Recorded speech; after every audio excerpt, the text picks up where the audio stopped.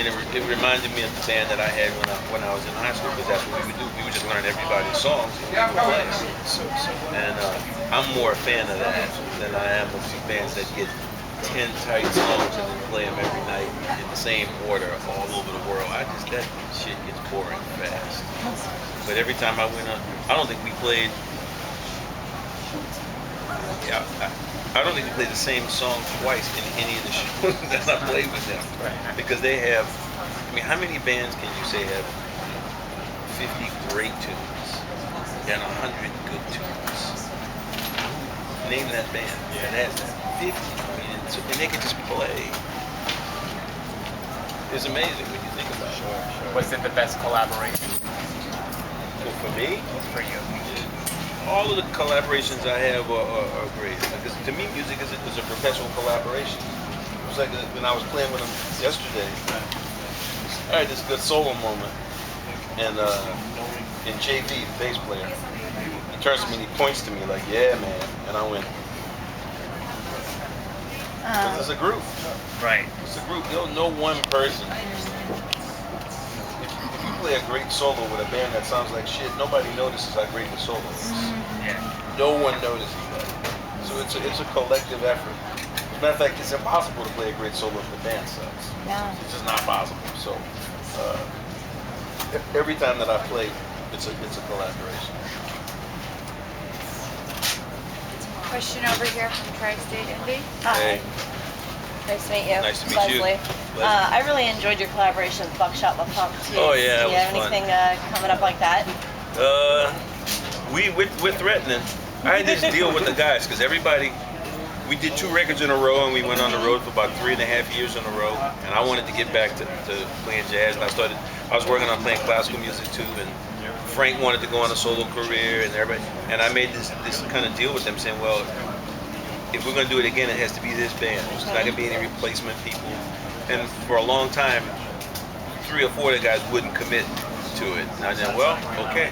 It was really interesting. I think they're all on board. The tracks were all over the place too. I mean, it went everywhere from reggae honey, to hip hop to rap we have a great jazz. We have a great version of Franklin's Tower.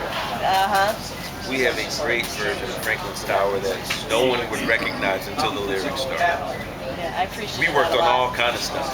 We had a version of what's my Terrapin Station. That's really cool. We were working on all kind of stuff with the band. We were doing all kind of. I'd like to look forward to some of that. Yeah, I think everybody's on board now, so it could happen. WPLR over here. Hey, John Bocat, how are you? Good to meet you, Joe. So, the first couple songs up there, that freeform stuff, you never get to play in front of an audience like this, that kind of material, unless you're at a jazz show. It must be great to... We don't even do that on jazz shows. We don't just go up there and say, okay, man, let's just play whatever. We'll find it. We just don't. We know, it's kind of like, my band has the same kind of format. We know hundreds of songs, so we call them on the stage. But we don't just walk out there and just start playing and let the song. I didn't know what the hell they were playing. Bruce knew, and we were just fumbling around, and in the middle of it, I went, oh, okay. So, you know. And you had a nice little moment there with Mr. Reed. Yeah. Little dueling. Oh yeah, Bobby's great. Bobby's great. Something to see. And whenever,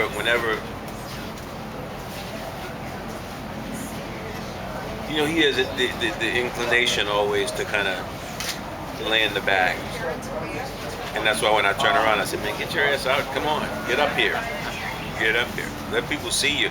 Because they heard him, but they didn't know where he was. And then when they saw him, people really reacted to that. And that was cool.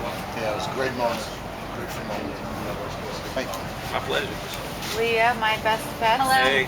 Nice to meet you. Nice to meet you. So I interviewed Ken Hayes, and Yeah. he told me that if he were to put together a supergroup, he would have you in his supergroup. Wow.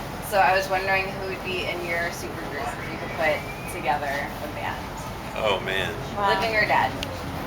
What style of music, And honey? whatever, your Because- supergroup. No, but you know, it's got to be people that can put All right, well how about a together. jazz? Because a jazz group, they're all Sure. dead.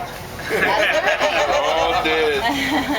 But yeah, I They don't dig them know. up in New Orleans. Peter Living Gabriel? or dead. He wouldn't be in my jazz group, but Peter Gabriel No. would be in my group. Of course. He'd be my songwriter. God, I love him.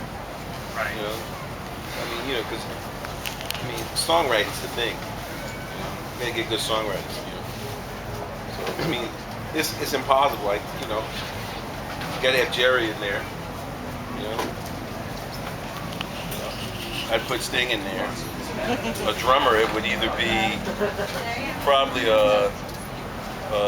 Vinny Colaiuta or Manu Katché, who played with Peter Gabriel, or John Bonham.